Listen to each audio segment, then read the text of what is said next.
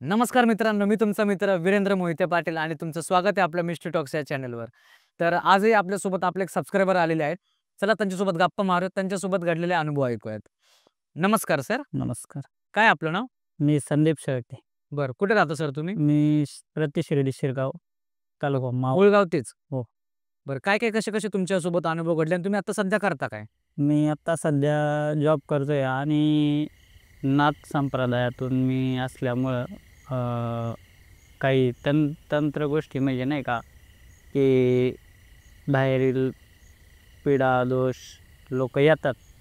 मग त्यांना औषधी म्हणा किंवा बाहेरची काही बाधा झाली असेल तर ती सुद्धा मी निवारण करतो. मग त्याचे तुम्ही काय चार्जेस घेता की असंच सेवा म्हणून? चार्जेस म्हणजे माझ्या घरी गाई आहे, त्यांना काय आणून टाकायचं ते किंवा मग होम आहे, होमामध्ये सगळं काही करायचं. चार्जेस नसतात आपल्याकडे. बरं, काय कसे-कसे तुमच्यासोबत अनुभव घडले?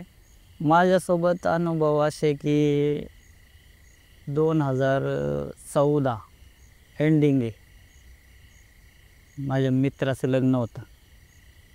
मी लग्नाला गेलेलो हरिश्चंद्रगड ह्या भागात गाव येते,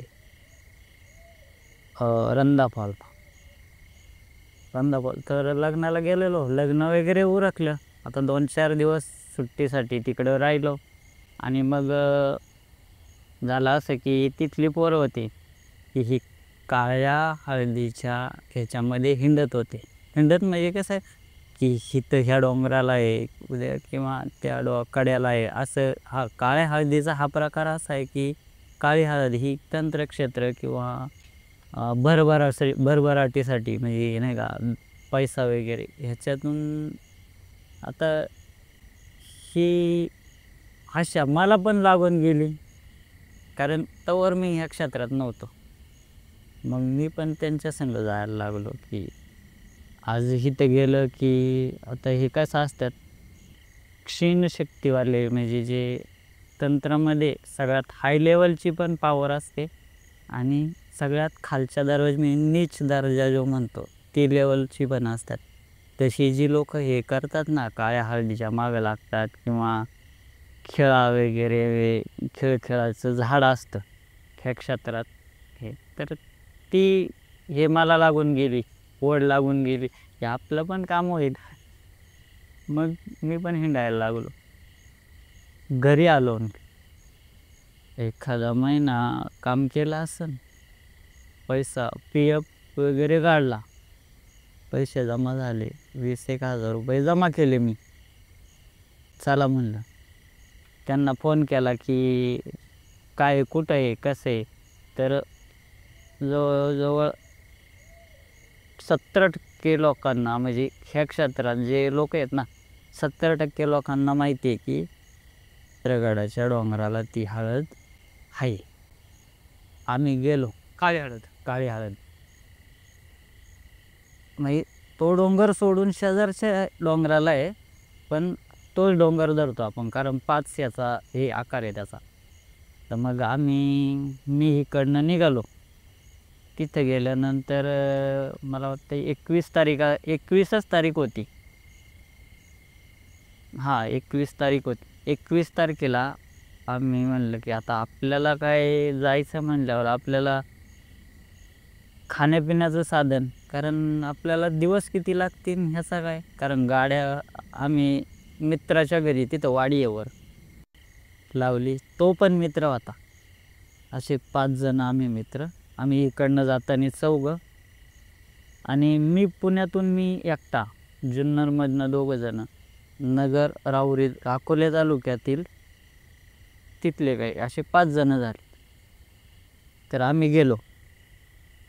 मग जो रामभाऊ म्हणून आहे मित्र आहे तिथलाच आहे, तो म्हणला शिद्या बिद्याच्या भानगडीत नका पडू, आपण जर चूल पेटवली तर धूर होईल किंवा धुराने लोकांना कळेल.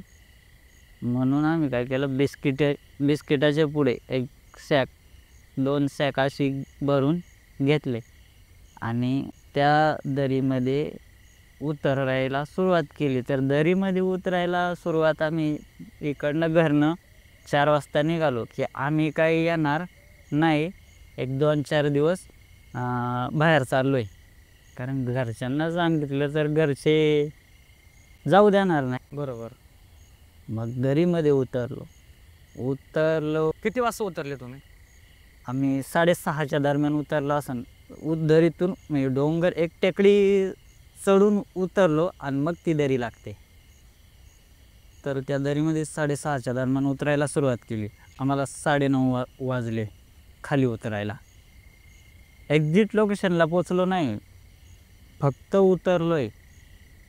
मग तिथं एक ओढा वाहत होता. म्हणजे आता डोंगराला ओढे असतात ना, तर ओढा वाहते. मग 9:30 म्हणल्यावर जेवणाचे वेळ. मग बिस्किटं, तर आता कोरडी बिस्किटं तर खाणार नाही. ओढ्याच्या पाण्यात बुडवून ती बिस्किटं खाल्ली. अरे बापरे! तो वाडा स्वच्छ होता का? मग आता डोंगराचं पाणी डोंगराचं पाणी. मग ओढा ओलांडून पलीकडे गेलो. असा कपार आहे त्या डोंगराला, तिथं आतमध्ये झोपलो. कारण सेफ्टी नेलं होतं आम्ही बरोबर झोपण्यासाठी. आणि जास्त जड पण नाही सामान की आपल्याला परत यायचं आहे. आणि ह्याच्यामध्ये की काढणं, जे 5 लोक होते ना, ती हळद काढताना कशी पूजा केली जाते किंवा तिला हात लावताना तिच्याबरोबर एक रक्षक असतो. कारण काळी हळद ही स्वतः महाकालीचा अवतार आहे साक्षात. कारण तिच्यावर तो रक्षक असतोच. म्हणून अशा तयारीने सुद्धा आम्ही गेलो होतो. तंत्र मंत्र यंत्र पूर्ण ह्याच्यासकट गेलो. पण कसं असतं ना, माज केला ना तर त्याचा शेवट होतो. उद्वेग होतो त्याचा. ओढा ओलांडून पलीकडे गेलो. ती रात्र तिथं स्टे केला. दुसऱ्या दिवशी शोधायला सुरुवात. एक्झिट लोकेशन माहिती नाही, पण इथं आहे. कारण डोळा आहे. डोळा म्हणजे ज्याची दिव्य दृष्टी ॲक्टिवेट आहे अशाला ती दिसते. आणि अशी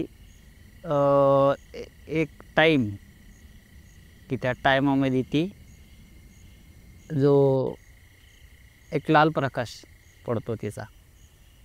मग त्या लाल प्रकाशात तर असं आहे का, आता कारण मी तेव्हा माझ्याकडे काही नव्हतं, मी फक्त सुरुवात केली होती.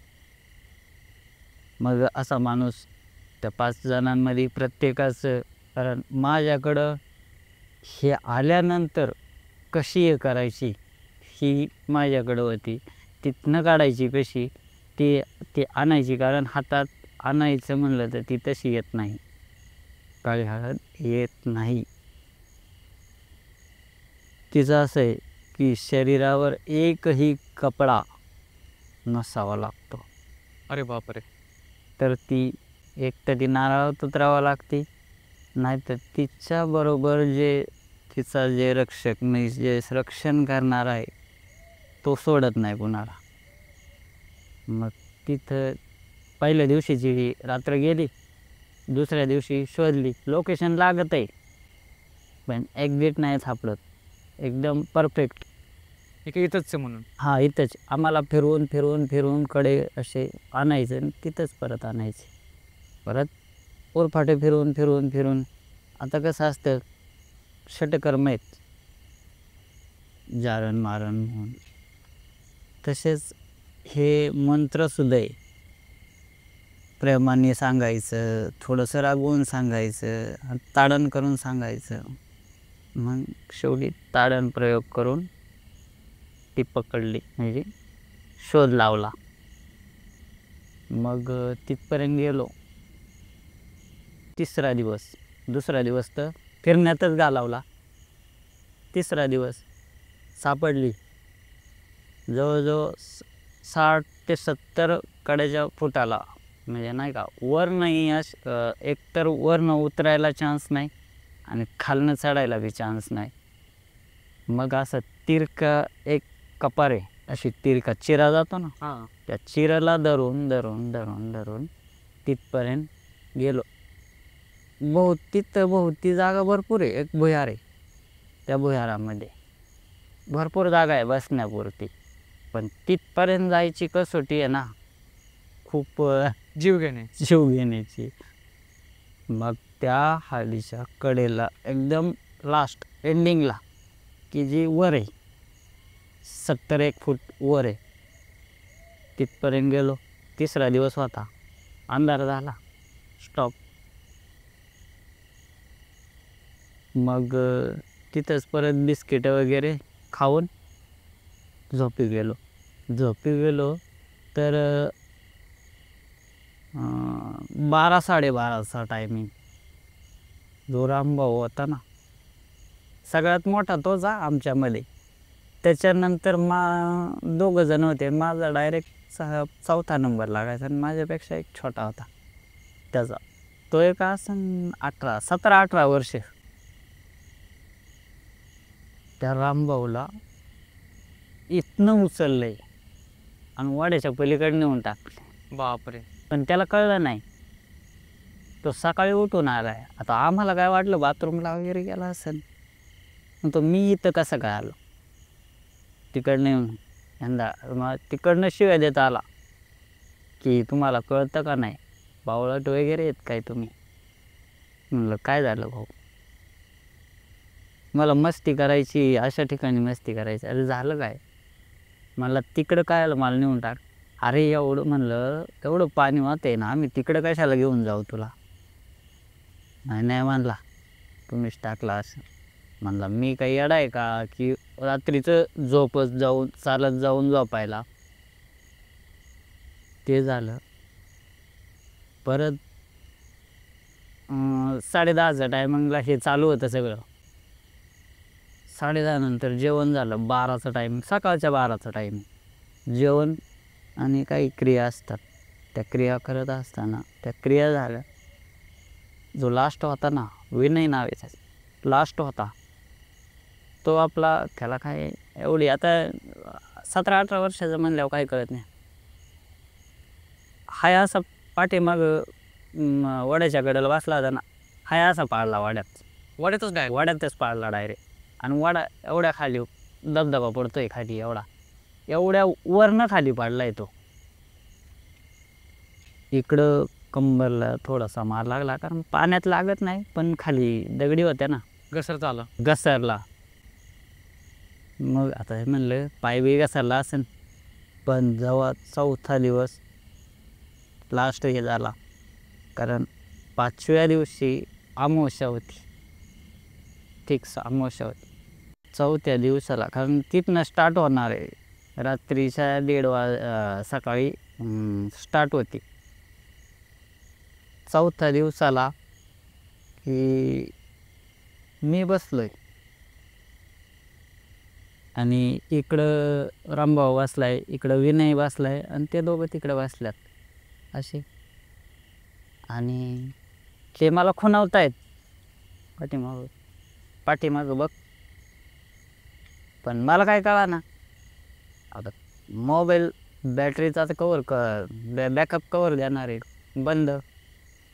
काय रे म्हणून असं मी पाठीमागं बघतोय, अस्वल बसले. बापरे. अस्वल. आणि अस्वल असं नाही की ते माझ्यापेक्षा डबलने होतं. आपण आता रात्री दिसतं ना थोडंफार, बघत आहे. परत बघितलं पुढं, ह्यांच्याकडे बघितलं तर फाटली पूर्ण. ते एकदम कसं आलं, कारण की कुठला प्राणी किंवा कुठला काही माणूस येत असेल किंवा कुठला प्राणी येत असेल तर काहीतरी झाडांची अशी हालचाल होती किंवा पानांची हालचाल होती, त्यावेळेस तुम्हाला जाणवलं नाही का ते?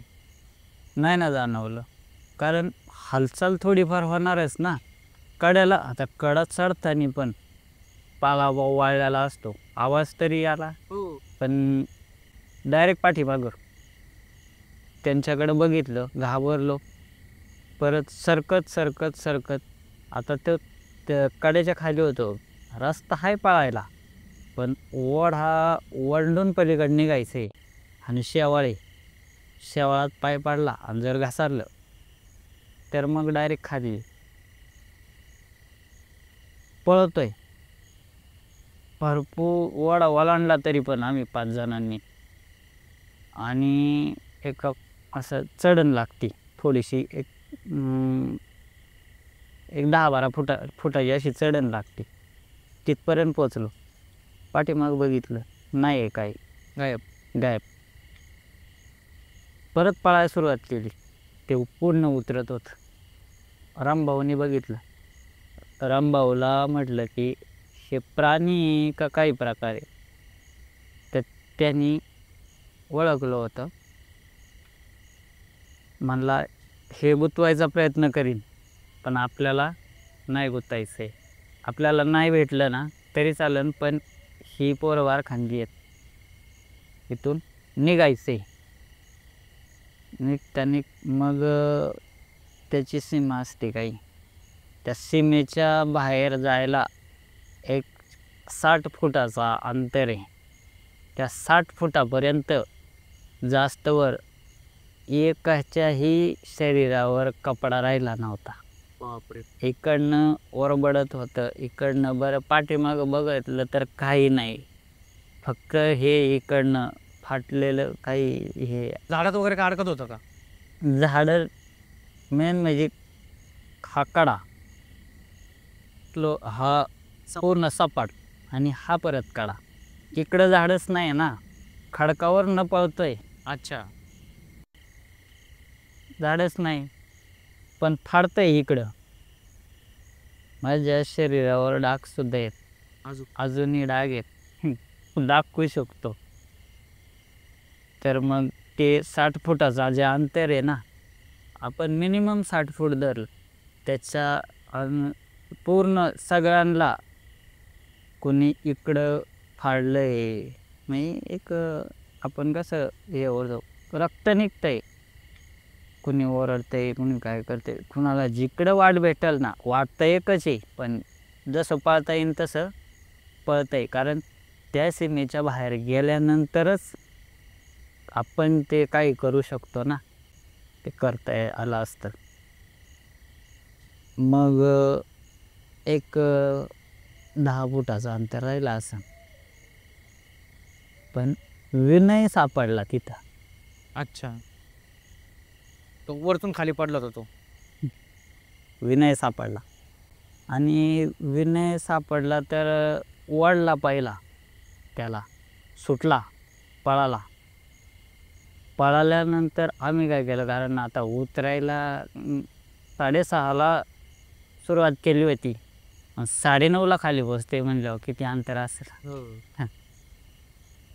सीमा पार केली, काही गोष्टी बांधून पण टाकल्या, म्हणजे काही दिशाबंधन असतं ते पण केलं, पण नाही, ते बाहेर आल्यानंतर पण बाहेर होतं, पाठीमागच होतं. दमून आहे ना, दमून असं पडलो.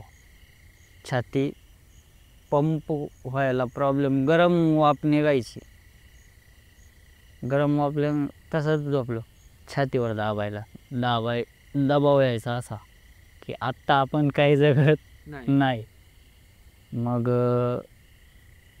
ती रात्रचे 3:30च्या दरम्यान, तरी पण निघत आहे बाहेर. आता हे अशा गोष्टी मागं लागल्यावर जनावरांची काय चिंता असणार आहे. बाहेर निघायचं. बाहेर निघाल्यानंतर तिथनं पुढं निघालो. पुढं गेल्यानंतर ते अस्वल जे पुढं दिसतंय ना, तेच पाठीमागे दिसते. अस्वल प्रकार हा असा होता की डरतो. अस्वल माणूसही नव्हता, अस्वल विचित्र प्रकार. विचित्र प्रकार होता. त्याला ब्रह्म राक्षस म्हणतात. तो प्रकार येतो, तो प्रकार. कारण ब्रह्मराक्षस हा असा प्रकार आहे की तुम्ही भूतासमोर जर जय गुण ज्ञान गुणसागर हनुमान चालीसा जर म्हटली तर ते भूत पळत, बरोबर. पण ब्रह्मराक्षस अशी एंटिटी आहे, त्याच्यासमोर जर तुम्ही ते म्हटलं ना, ते तुमच्याबरोबर म्हणू लागतं. अरे बापरे. सेम. कारण ब्रह्मराक्षस हे असं एंटिटी आहे की हे ब्राह्मणाचं भूत असते. भूत म्हणजे ती एक प्रेत योनीचं असते. प्रेत म्हणजे की मेल्यानंतर जे ब्राह्मण आहे यांनी कुलाचार कुलधर्म किंवा एखाद्याकडनं आता ब्राह्मण आहे, ब्राह्मणाला जेवढं देईन तेवढं घेतलं जातं. पण काही लोक कसं 2,000 जागी 5,000 रुपये असा माणूस मेल्यानंतर ब्रह्मराक्षस म्हणजे जो ब्राह्मणाच्या जो कुळातला आहे, वंशातला आहे, तो ब्रह्म राक्षसाच्या ह्याच्यात जातो. मग तो जे पुढं दिसतंय ना, आता आपण कुठं होतो, जे पुढं जे अस्वल दिसतंय तेच पाठीमागं दिसतंय. इकडं पळतोय कडा धरून वरती उभं आहे, खाली कुठं उतरणार आहे? बरोबर. खाली उतरायला चान्सच नाही. मग थांबायचं काय? थांबायचं कसं? कड्याने उतरायला लागलो खाली. विनयला लास्ट घेतला, उतरवून घेतला. जी कपार चालू व्हायचे ना, की जिथनं चालू उतरायला, जिथनं दरी चालू होत होती खाली उतरायला, तिथपर्यंत पोचलोय. खालीपर्यंत आता तिथनं वरती चढायचं आहे पूर्णपर्यंत.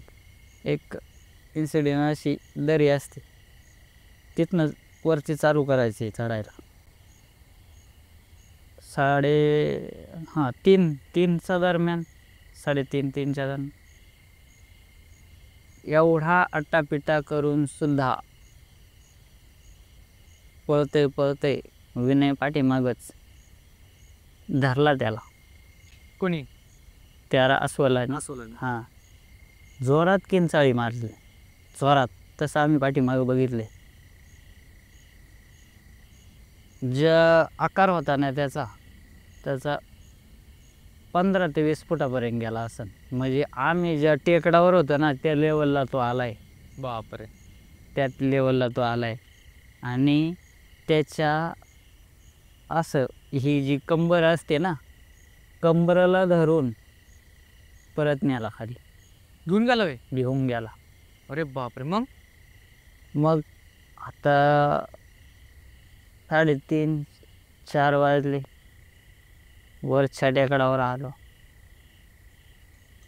काय करायचं? तिथून पुढं बाहेर आल्यानंतर तर सांगायचं काय घरी. आणि काय टाइम झाला त्यावेळेस? त्याला नेला तेव्हा ना 3-3:15च्या दरम्यान झाला असन. कारण 3 नंतर ब्रह्ममुहूर्त चालू होत. 3:45 तिथनं पुढं एंटिटी नाही होत. मग वर्षा सगळ्यात लास्ट टेकडावर घरी काय सांगायचं? कुठे गेला हा? कुठं गेला? घरी खरं सांगावं लागलं. सांगितलं तुम्ही? मग आता काय करणार आहे? अजूनही बोलत नाही त्याचे घरचे आपल्याबरोबर. म्हणजे आईवडिलांबरोबर बोलतात, आता वडील वारलेत, पण आईबरोबर यांच्याबरोबर बोलतात. पण कसं असतं, शेवटी पोटचा गोळा आहे. तो गेलाच म्हणजे? गेलाच. पण त्याचा एक फायदा झालाय की जो ब्रह्मराक्षस आहे ना, काही कालांतराने हे काही गोष्टी मग खटाकल्यात आम्हाला, रामभाऊ आणि मला. आणि अजून एक ज्याचं नाव नाही घेतलेलं अजून, तो एक कामाख्यासाठी गेलो होतो आम्ही. तिकडनं काही गोष्टी शिकल्यानंतर, गुरु केल्यानंतर परत गेलो होतो तिकडनं. कारण विनय हा 17-18 म्हणल्यावर त्याचं लग्न नाही झालेलं. विनय आजही आमच्याबरोबर आहे. कसं काय? कारण विनय हा मुंजा स्वरूपात भेटतो. कारण मुंजा कोण असतो की ज्याचं लग्न नसतं, अवय अशा प्रकार. बरं, ही अशी एंटिटी आहे की हा प्रत्येक ठिकाणी कामाला येतो. आत्ता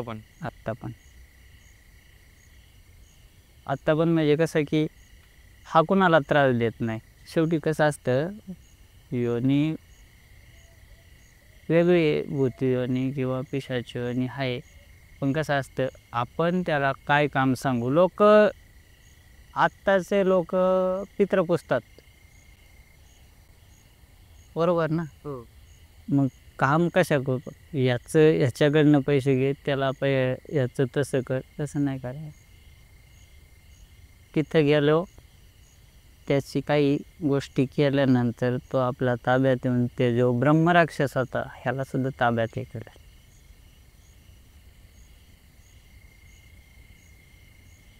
आजही विनय जिथं पाहिजे तिथं येऊ शकतो.